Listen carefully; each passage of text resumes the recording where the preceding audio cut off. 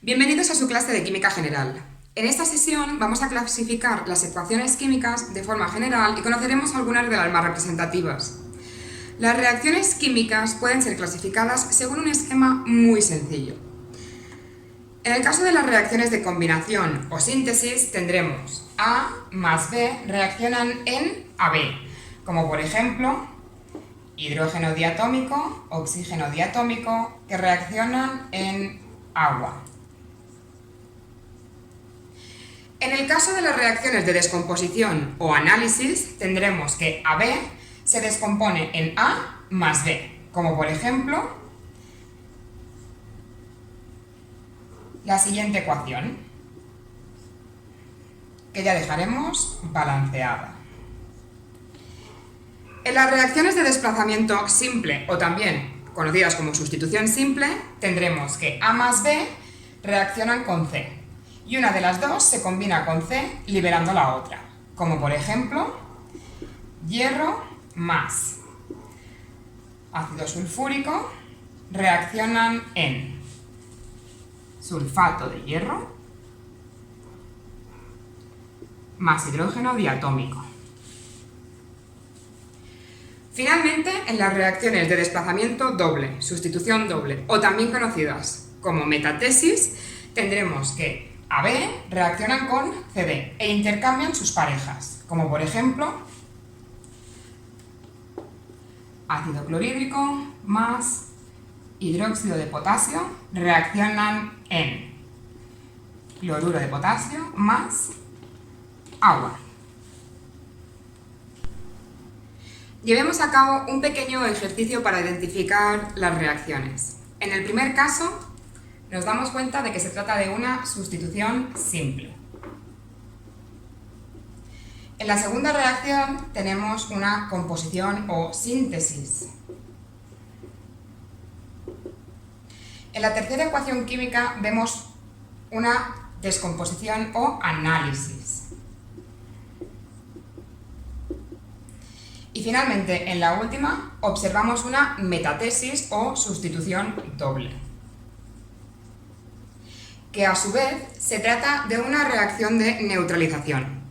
Una reacción ácido-base o reacción de neutralización es una reacción química que ocurre entre una base y un ácido. Y estas al reaccionar siempre van a producir sal y agua.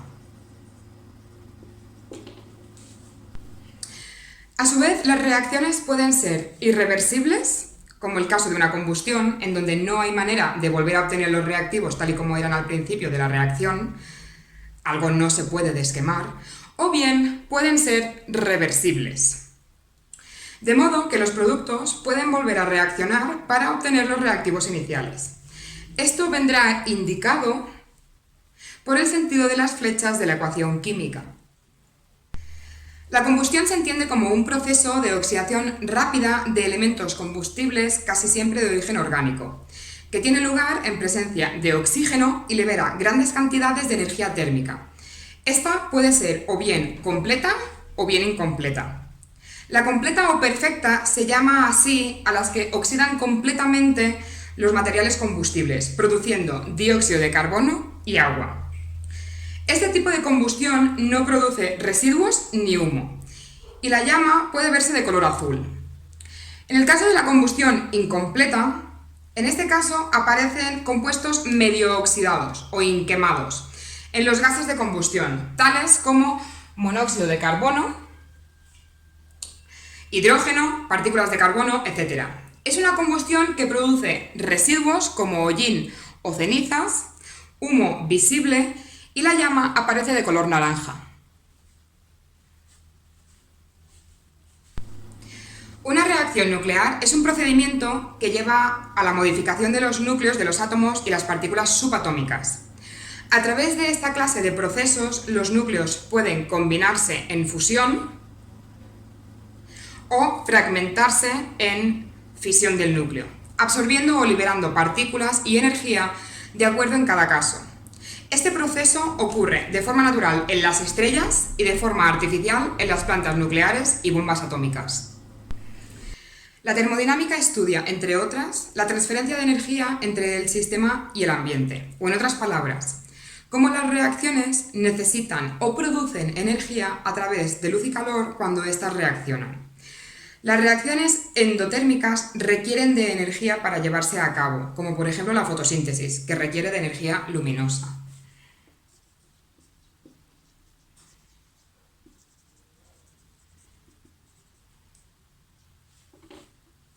Las reacciones exotérmicas son las que liberan energía en forma de luz y calor, como por ejemplo la respiración celular, que produce energía en forma de ATP.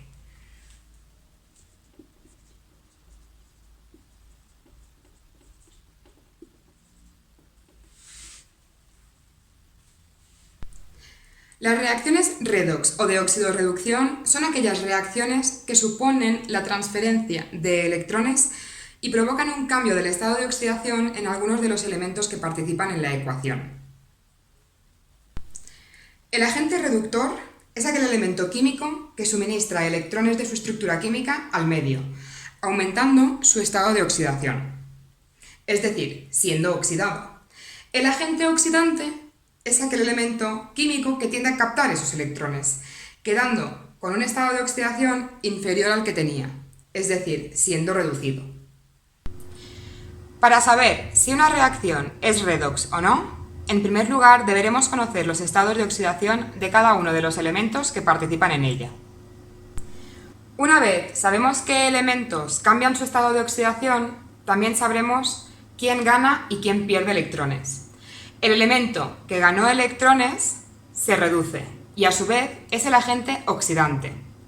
En cambio, el elemento que perdió electrones decimos que se oxida y a su vez que es agente reductor. Ahora que sabemos quién se oxida y quién se reduce, debemos balancear la ecuación y lo vamos a hacer por redox. Es tan fácil como intercambiar el número de electrones que se ganó o se perdió en cada caso y cruzarlos. El hierro pasó de +3 a 0, de modo que ubicaremos ese número, 3, la diferencia, delante de los elementos que contengan carbono. En cambio, el carbono pasó de +2 a +4, de modo que esa diferencia de electrones la vamos a colocar delante de los elementos que contengan hierro. En este caso, aquí ya tenemos un 2 en el hierro, entonces iremos con un poco más de cuidado.